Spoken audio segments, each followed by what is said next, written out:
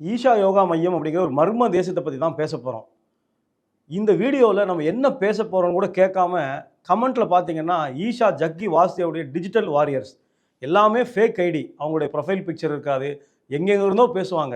நம்மளை எவ்வளவு திட்ட முடியுமோ அவ்வளோ திட்டுவாங்க. அண்மையில் ஈஷா மையத்தில் 2 மர்ம மரணங்கள் நடந்திருக்கு. தொடர்ச்சியாக ஈஷாவிற்குள் என்னதான் நடந்து கொண்டிருக்கிறது? அரசாங்கம் என்னதான் பண்ணுது? காவல்துறை என்ன பண்ணுது? அப்படிங்கிற ஒரு மர்மமான கேள்விகள் அடுத்தடுத்து அதிர்ச்சியாக வெளிவந்துகிட்டே இருக்கு. அண்மையில் நெல்லை மாவட்டத்தை சார்ந்த மலர்விழி 45 வயது.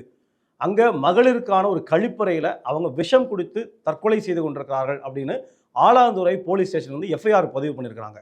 உண்மையிலே அவங்க விஷம் குடித்து தற்கொலை தான் செய்து கொண்டார்களா அல்லது அவங்க கொல்லப்பட்டார்களா அப்படிங்கிற ஒரு மர்மமான கேள்வி இருக்குது. அதுக்கு எந்த விடையும் கிடைக்கல.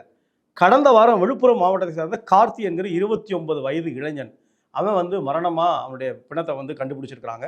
தலையில் பலத்த காயம் ஏற்பட்டிருக்கு. எப்படி அவருடைய மரணம் ஏற்பட்டது அப்படிங்கிற ஒரு தெளிவு இன்னைக்கு வரைக்கும் அந்த சந்தேகத்திற்கு பதில் கிடைக்கல. இதற்கும் காவல்துறை முறையாக ரொம்ப டிரான்ஸ்பரண்டாக எஃப்ஐஆர் பதிவு பண்ணாங்களா அப்படின்னு தெரியல. இது இப்போ அண்மையில் ஒரு வாரத்தில் நடந்திருக்கிற அடுத்தடுத்த மரணங்கள்.